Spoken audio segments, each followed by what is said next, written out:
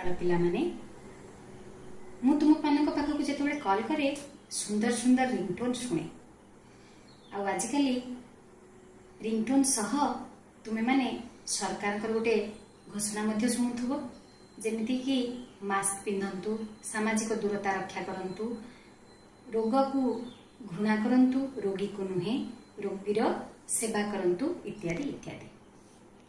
अच्छा पिला माने आज आमे से रोगी मानक सेवा उपरे एक गद्य पढ़िबा। ना तार होछि रोगी सेवा। अच्छा कहलो पिला माने रोगी किए तुमे जानिछ जहाको रोग होइथाय ताको आमे कहू रोगी। ताहले ए रोगी मानकर सेवा कोठी होइथाय? रोगी मानकर सेवा साधारणतः डाक्तरखाना रे एवं घरे मध्य होइथाय। आम संस्कृति रे रोगी सेवा को एक उच्च स्थान दिया जायछि। रोगी, असुस्थ, वृद्ध एमानकर सेवा आम संस्कृति रे एक अंग। सेथिपाई आमर प्रत्येक घर गोटे गोटे डाक्तरखाना। अच्छा पिला माने कहिलो आम विद्यालय मानकरे भी रोगी सेवा करा जाय कि? हाँ, कहीं ना जिते बेले कौनसी पिला पड़ी खंडिया हो जाए, काहाकू टिके भल न लगे, काहाकू टिके ज्वर हुए, सेते बेले आम विद्यालय मानकरे सेमानकर सामान्य प्राथमिक चिकित्सा मध्य करा जाए। ताहा मध्य एक प्रकारर रोगी सेवा।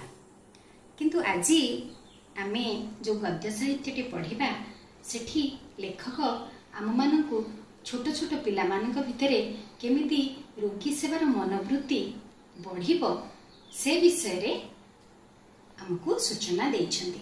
एवं यहाकू से केमिति देइछन्ति से निज जीवन रे जेउपरि भाबरे छोट समय रे रोगी सेवा करिछन्ति ताहाकू निजर आत्मजीवन रे लिखि ताकू सार्वजनीन करिछन्ति। तेणु आज आमे सेई गद्य साहित्यटी पढ़िबा। ना तार होछि रोगी सेवा। गद्य को जीवा पूर्व चलो आज आमे प्रथमे लेखक परिचय करिबा। एई प्रसंग रोगी सेवाटी उदयनाथ षडंगी लिखिछन्ति। तांकर आत्मजीवनी गांधी महाराजक शिष्य पुस्तकरू एटी आसीछि। उदयनाथ षडंगी मार्च 16, 1905 रे जगतसिंहपुर जिलार सिपी गाँव में जन्मग्रहण करथिले एवं तांकर तिरोभाव होइतिला 1999 मसीह। से शिशु मनस्तत्व को नहीं अनेक सुंदर सुंदर कहानी एवं गद्य रचना करिसेंती। जेमति कि मिनीर मन कथा, जलजंतु सीरीज, परी कहानी, सिंधबाद, जह्न मामू, बिलुआ ननार बाहाघर, टूकु मुसी, चकाचका भौरी, आदिवासी कथा, आम ग्रह उपग्रह इत्यादि इत्यादि। एवं ये छोट पिला साहित्य लिखि से साहित्य एकाडेमी पुरस्कार मध्य पाइछन्ति। किंतु पिला माने तांकर सबुठारु प्रसिद्ध पुस्तक हेउछि टॉम अंकल्स केबिन, जहाकू लिखिथिले हारियट बीचर स्टो। याकू से अनुवाद करछन्ति टॉम ककांक कुटीर नाम रे। यह एक बहुत प्रसिद्ध बही। पिला माने मु आशा करूछि तुमे माने याकू मध्य पढ़िबो। उदयनाथ षडंगी एठी एई प्रबंध रे कौन दर्शाइछन्ति? से तांको जीवन रे जेतेबेले सत्यवादी वन विद्यालय रे रही पाठ पढुतिले सेठारे थिबा शिक्षक एवं आचार्य माने तांको किपरि भाबरे रोगी सेवा पई प्रेरित करुथिले, तांको जीवन रे एई अनुभव को सेठारे सार्वजनीन करिछन्ति। पिला माने चलो एबे गद्य पढ़िबा। पिला माने एबे चलो पाठ्य को जिबा। तुम साहित्यिका बहीर 33 पृष्ठा को जाओ। ये 33 पृष्ठ रे रोगी सेवा विषयटी अच्छी। ये विषयटी पढ़ुची देख। ये लेखक जेहेतु यहाँ आत्मजीवनी तेणु आत्मजीवनी मूलक लेखा निज प्रथम पुरुष से लिखिं। से गाँ चाटशाली पिला तेणु राति बापा पाखे शोले। से लिखिं चाटशाली आसी देखिली बापा दांड पिंडारे तले शोइछन्ति, तांको पादरू रक्त बोही जाउछि। माटी पिंडा रक्तरे कादुଅ भଳି ହେଇଗଲାଣି। बोऊ घर भितरे भाईना बोधुए नाहांती। तेणु मु बही स्लट सेठी रखिदेई बापांको पाद पाखरे बसी पड़िली। रक्त देखि मो देह झिमझिम ହେଇଗଲାଣି। तथापि कांधरे थिबा गामुछा चौदेई तांको गोड़रे भिड़ी बांधिदेली गामुछाटी तो रक्त हो गला किंतु रक्त बोहिबा बंद हो गला। घर भितर बो आसी बापांकर ए अवस्था देखिला एवं आमे उभय धराधरी करी बापा को नहीं घरे शुएलु। बापा बाड़ी भितर कौन काम करुथिले, गोटे भंगा काच पादरे पशि जाई तांकर एमिति हेछि।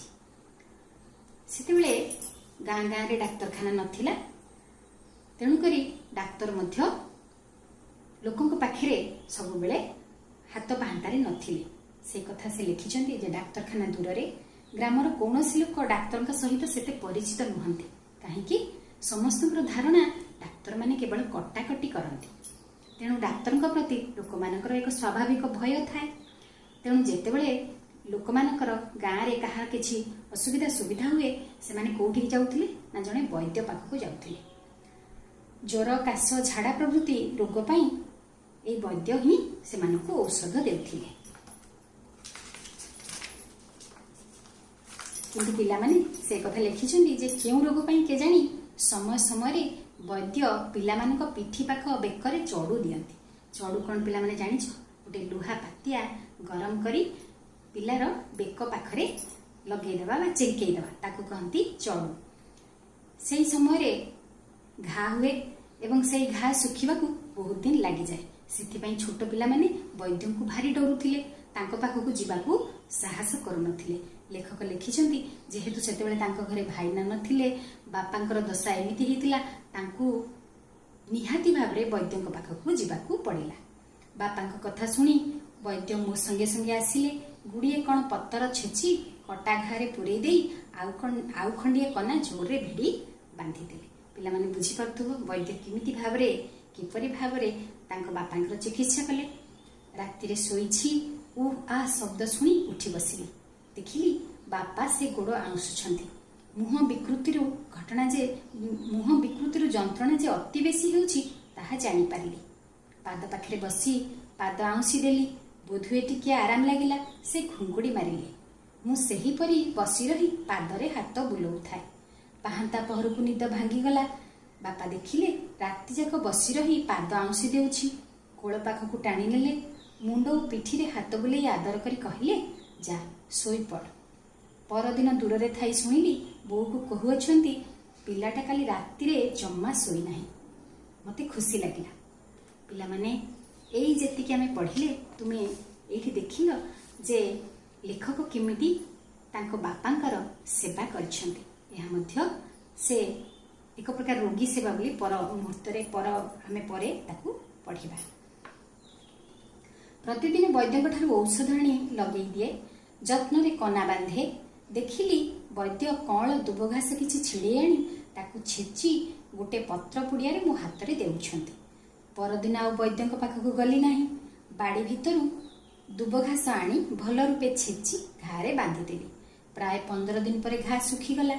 परे श्रेणी रे पाठ्य स्वास्थ्य रक्षा बही रे पढ़िथिली कटा घारे दुब छेची किंबा पाटी रे चोबेई लगे देले रक्त बोहिबा संगे संगे बंद हो जिवो, घा मध्य सुखी जिवो। 15 दिन परे पादर घा तो भल हो गला, किंतु मोर गोड़ आउंसी देबा अभ्यास रहीगला। प्रतिदिन किछि समय बापांक गोड़ पिठी अंटा चिपी देला परे मु सोई पड़े। घरे रहिथिबा पर्यंत एहा मोर दैनंदिन कर्तव्य रे परिणत हेतिला। वार्षिक परीक्षा पाई राति अनिद्रा होई पढ़ापढ़ी कला बेले अंततः घंटाए समय एइथिरे जाउथिला, बापांकर बारंबार बारण सत्वे। पिला माने तुमे देखिलो छोट बयस रे मध्य लेखक केमिति तांको घरु रोगी सेवा आरंभ करथिले। 1927 मसीह मैट्रिकुलेशन परीक्षा परे घरे आसी रही। से समय 72 वर्ष बयस पितांकर परलोक हैला। 10-12 दिन शଯ୍याशायी होइथिले। ग्रहणी झाड़ा राति दिन पाखरे बसी रही सेवा शुश्रूषा कली। डाक्तर डाकिया अनुरोध कली, से बारंबार बारण कले। सबुथर कपाल रे हाथ मारी कहती जहा करिवे साई ताहा काहारी हाथ रे नाही। यार अर्थ कौन पिला माने? साई कहले भगवान ईश्वर विश्वनियंता जहांकर इच्छा रे ए पृथ्वीर सब किछि चले। यार अर्थ होची जहा करिवे साई ताहा काहारी हाथ रे नाही। यार अर्थ होची जहा भगवान कर इच्छा ताहा अवश्य पूर्ण हब। वैद्यंक ठारू औषध आनिली, खाइले नाही। सत्यवादी स्कूल रे रोगी सेवा करिवार तालीम पाइथिली, ताहा ही कार्य लगेली। सेतेबेले से मेट्रिकुलेशन पास कर सारी, तेणु सत्यवादी वन विद्यालय रही से जो रोगी सेवा करिवार ट्रेनिंग पाइथिले बा तालीम पाइथिले ताकू ही से काम रे लगेले। घन घन बिछना चादर मैला हो जाउथाय, घन घन कहले बारंबार बिछना चादर मैला हो जाउथाय। पाखरे आउ गोटे बिछना करी तांकू सेठाकू उठे आणे, मैला बिछना सफा करी दिए। क्षीण शरीर, दुर्बल शरीर काख पाखरे ओ अंटारे हाथ दे उठे आनिबाकू असुविधा हुए नाही। दिन जाक तो पाखरे बसी रहे, राति तमाम मध्य जगी रहिबाकू पड़े। बोऊ की भाईना राति रे समय समय मते उठे दे आसी पाखरे बसंती। एणे मो आखि को तो निद हुए नाही, तेणे बापांकर टिके निद भांगी गले आग मते खोजंती। शेष 3 दिन अचैतन्य अवस्था रे पड़ी रहिले। अचैतन्य कौन पिला माने चेतना शून्य, चेतनाहीन। शेष 3 दिन अचैतन्य अवस्था रे पड़ी रहिले। जेतेबेले टिके चेतना आसे अति आदर रे मो मुह पिठी रे हाथ बुले आनंती, स्नेहपूर्ण चक्षुरे चाहि रहंती। वर्तमान मध्य एई वर्णना को रूप देला बेले से स्नेहपूर्ण ढळ ढळ मुह आखि आगरे नाचिगला भली लागुछि। जदि चित्रकर हेइथांती तेबे तार गोटे अपरूप छवि आंकी देई पारिथांती। पिला माने आज एतिकी।